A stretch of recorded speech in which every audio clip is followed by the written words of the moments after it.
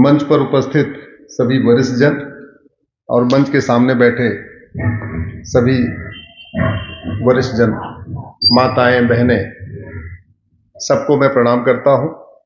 जो हमसे छोटे हैं उनको अपना स्नेह भेंट करता हूं। मुझे कोई जल्दी नहीं थी, लेकिन हम घड़ी इसलिए देख रहे थे कि आजकल सिटिंग पावर, लिसनिंग पावर थोड़ी कम हो गई है। लोग अपने घर में जहां बढ़िया सोफा लगा हुआ है वहां पे भी 2 घंटे नहीं बैठ पाते नॉन स्टॉप।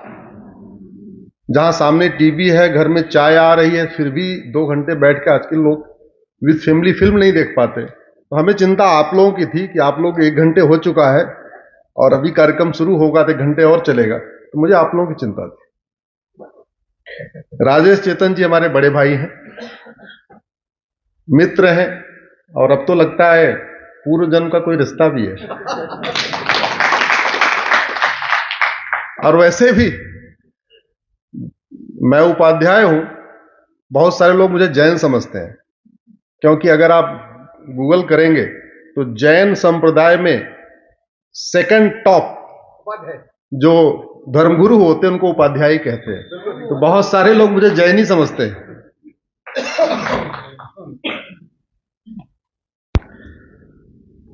पहले मैं इंजीनियर था, मारुति में था, तो जापानियों के साथ काम करने का मौका मिला। वहां से मैंने एक चीज सीखी, और जो हमने उनसे सीखा शायद मेरा ला करने का कारण भी वही रहा। हमने एक चीज सीखी कि जापानी हर समस्या में 5 बार व्हाई लगाते हैं। सड़क टूटी, व्हाई। मटेरियल खराब था, व्हाई। कॉन्ट्रैक्टर ने मटेरियल कम लगाया, क्यों? व्हाई। वो जेई वही ने कमीशन उससे ज्यादा ले लिया, 20-30% ले लिया, उसने मटेरियल में कटौती कर दिया, व्हाई। हर समस्या का व्हाई व्हाई करते। किसी ने आत्महत्या किया, व्हाई। बेरोजगार था, व्हाई। उसको मंथली जो सोशल सिक्योरिटी स्कीम में पैसा आता है वो नहीं मिला, व्हाई। हर समस्या का। सन 2000 में मैंने ये वाई एनालिसिस शुरू किया, जो अखबार में, वैसे तो पूरा अखबार समस्याओं से भरा होता है, लेकिन उसमें टॉप की 1-2 समस्याओं को मैं लिखता था, फिर उसकी वाई एनालिसिस करता था। पिछले 24 साल में मुझे यह समझ में आया कि भारत में जो भी समस्याएं हैं ये सब मानव निर्मित हैं। हम किसी दैवी समस्या से परेशान नहीं हैं। हम भगवान राम, कृष्ण, हनुमान जी की दी हुई किसी समस्या से परेशान नहीं हो। भगवान हमें समस्या देते भी नहीं। जो समस्याएं हैं वो किसकी हैं? मानव निर्मित। ये जरा फोन साइलेंट कर ले भैया। वैसे आपका बजता भी रहे तो कोई दिक्कत नहीं, आपने रबड़ी खिलाई है।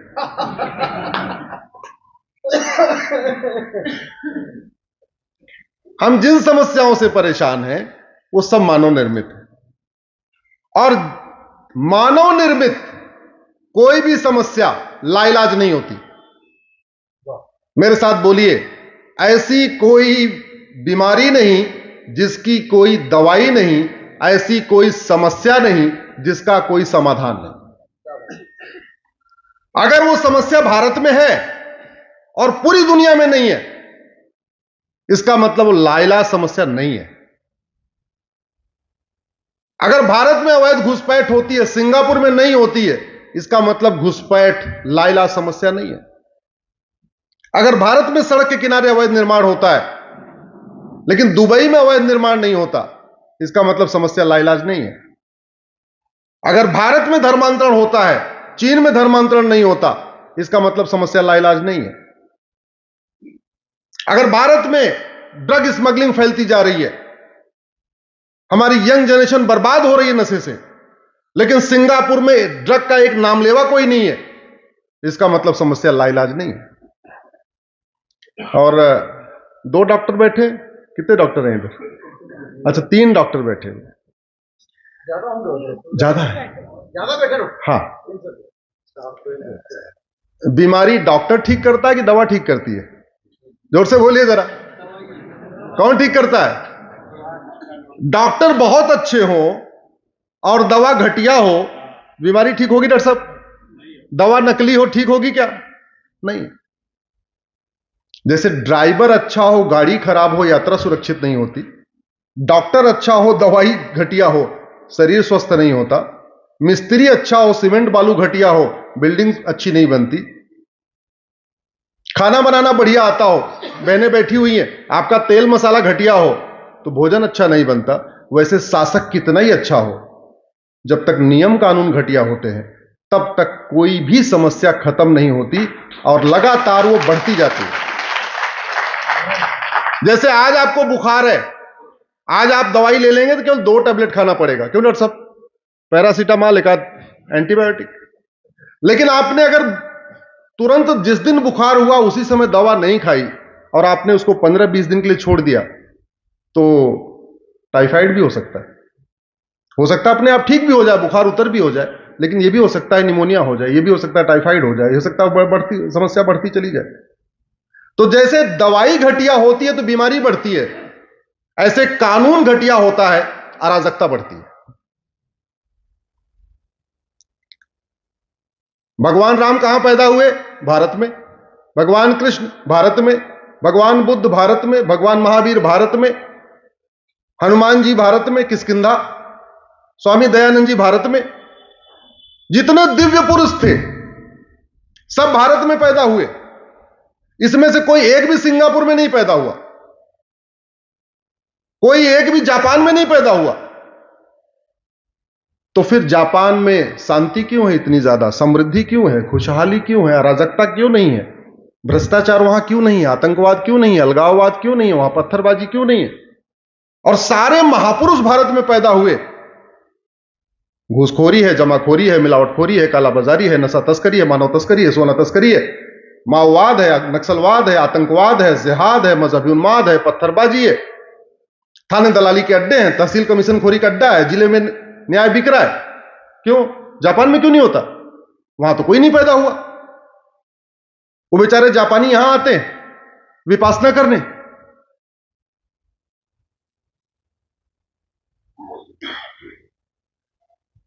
भारत में किसका राज है? जोर से बोलिए जरा। मोदी जी का। क्या बात कर रहे हैं? भारत में रूल ऑफ लॉ है, भारत में कानून का राज है और कानूनी घटिया है। जिसका राज है वही घटिया है। तो स्वाभाविक सी बात है, जब कानूनी घटिया होगा तो राज तो घटिया होगा ना।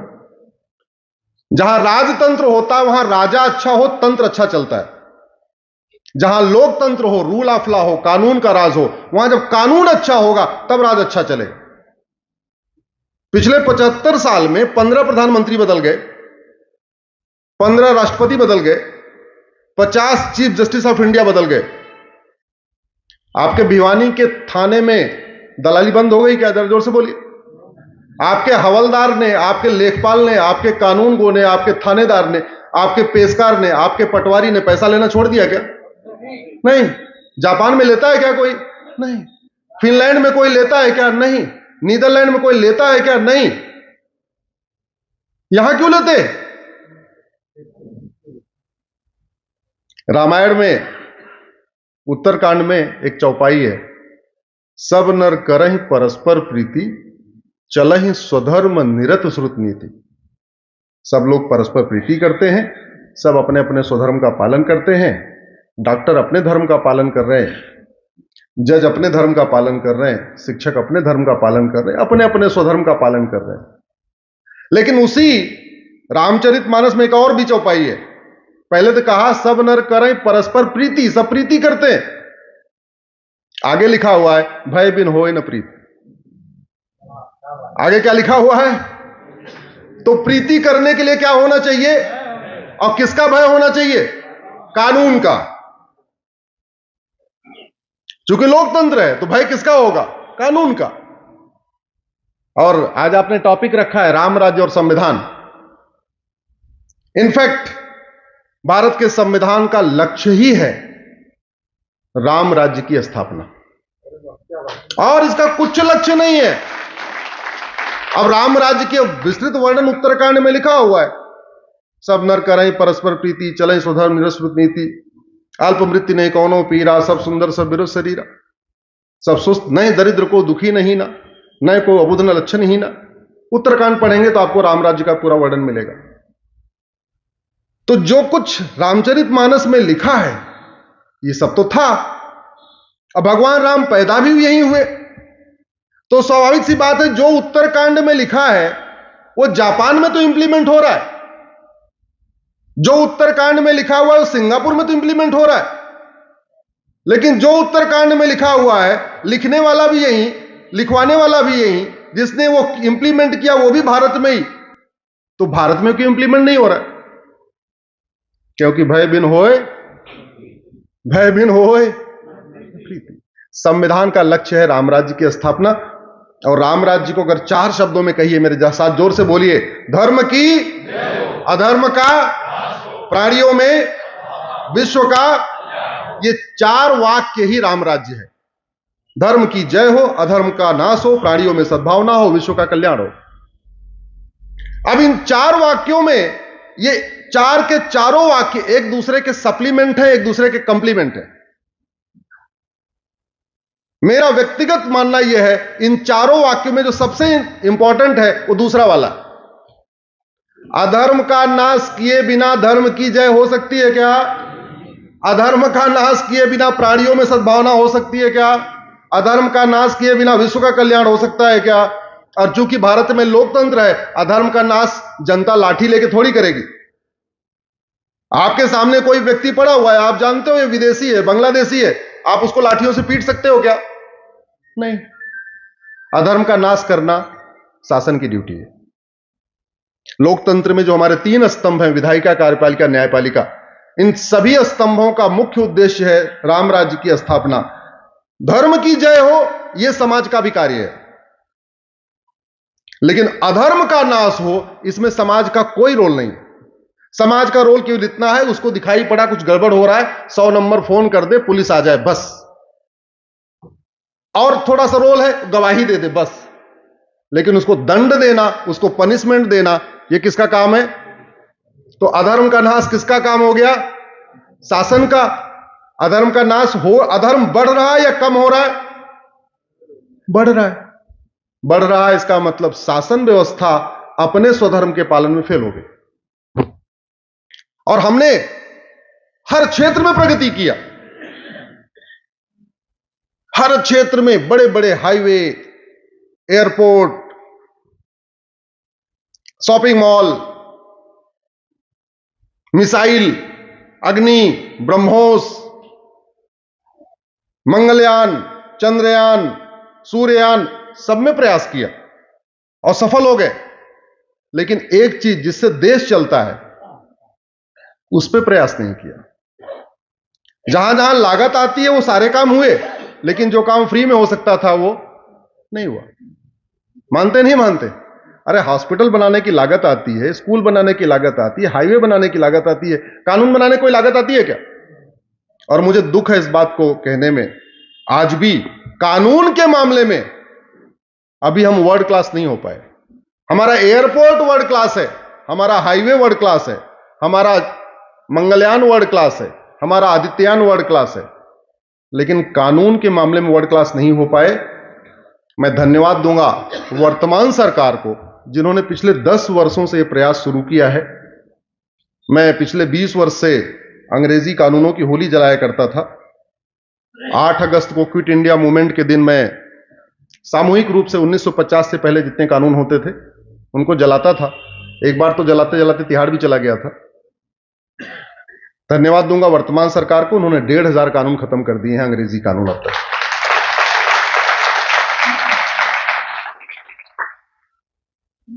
मेरा यह मानना है कि अगर भारत में राम राज्य की स्थापना करना है तो सबसे पहले हमें विदेशी सिस्टम खत्म करना पड़ेगा। अगर यह पुलिस व्यवस्था बहुत अच्छी है जो अंग्रेजों वाली आज भी चल रही है, तो अंग्रेजों को सजा क्यों नहीं हुई? इस देश में 47 से पहले पीड़ित कौन थे? भारतीय। अत्याचार करने वाले कौन थे? अंग्रेज। किसी अंग्रेज को सजा हुई क्या? क्यों भाई? किसी भी कानून का नेट रिजल्ट यही होता है ना कि उससे हो क्या रहा है, उसका इफेक्ट क्या आ रहा है।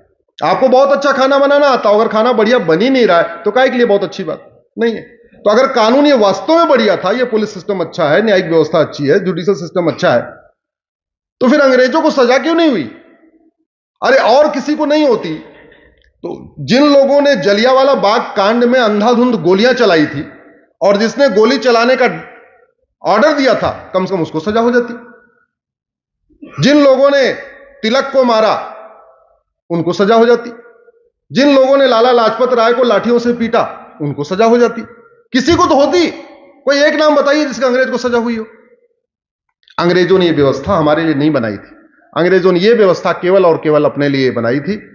और यही कारण है कि आज की डेट में मुकदमों के फैसले तो हो रहे हैं लेकिन न्याय नहीं हो रहा है। और मुकदमों के फैसले क्या स्थिति है? 5 करोड़ मुकदमे तो कोर्ट में पेंडिंग है। एक मुकदमे से एक परिवार अगर टेंशन में है तो इसका मतलब 5 करोड़ परिवार टेंशन में है। एक परिवार में जो तारीख पे तारीख जाता है उसी को टेंशन नहीं होती, उसकी पत्नी को टेंशन होती, उसके मां बाप को टेंशन होती है, अगर 2 बच्चे हैं तो उनको भी टेंशन होती है। तो एक परिवार में अगर 6 आदमी जोड़ लीजिए यानी 30 करोड़ भारतीय टेंशन में है। अमेरिका की जनसंख्या 30 करोड़ है, यानी एक अमेरिका के बराबर भारत में लोग मुकदमों के कारण टेंशन में है। भारत की जीडीपी बहुत तेजी के साथ न बढ़ने का कारण है हमारी घटिया न्यायिक व्यवस्था।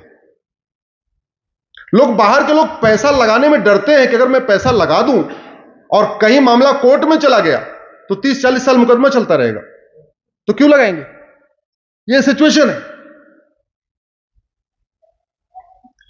दिल्ली में रात को 2 बजे लोग घूमने से डरते हैं और दुबई में जाकर रात को 2 बजे घूमते हैं। क्यों? इसका मतलब दुबई में अपराध नहीं है, दुबई में खौफ नहीं है, दुबई में। और क्यों नहीं है?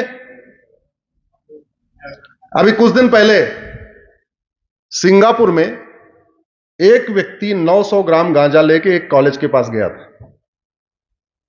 सिंगापुर में एक कॉलेज के पास 900 ग्राम गांजा लेके वो गया कॉलेज में सप्लाई करने के लिए। पकड़ लिया, 6 महीने के अंदर फांसी दे दिया। कितना गांजा? 900 ग्राम। सीधे डेथ, फांसी। दोबारा कोई वहां गांजा ले घूमेगा क्या? कोई घूमेगा? हमारी यंग जनरेशन बर्बाद हो रही है। नशा और अश्लीलता के कारण हमारी यंग जनरेशन बर्बाद हो रही है। जितनी तेजी के साथ नशा फैल रहा है उतनी तेजी के साथ अश्लीलता फैल रही है, जितनी तेजी के साथ अश्लीलता फैल रही है उतनी तेजी के साथ ड्रग फैल रहा है। School, college, law college, engineering college, medical college, सब कुछ होता रहा है। क्यों? क्योंकि हमारे यहां 9-9 कुंटल गांजा पकड़ा जाता है, आज तक किसी फांसी नहीं हुई। और जो फांसी नहीं हुई तो खौफ नहीं है। वैसे आप लोग वॉक करते हैं ना, मॉर्निंग वॉक? कौन कौन करता है? सब लोग करते हैं। आप लोगों के यहां शायद कुत्ते उत्ते नहीं काटते होंगे। दिल्ली में जितने लोग मॉर्निंग वॉक करते हैं डंडा लेके चलते हैं।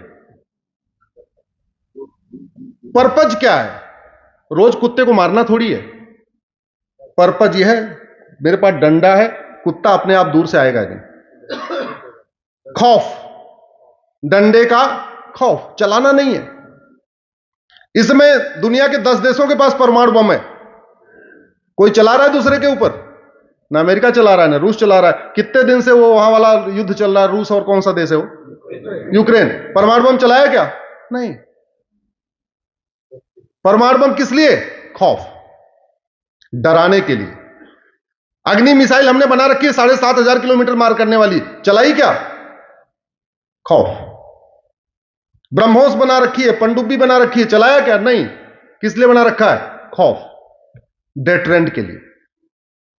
ऐसे ही जो कठोर कानून बनाए जाते हैं ना, वो खौफ पैदा करने के लिए बनाए जाते हैं।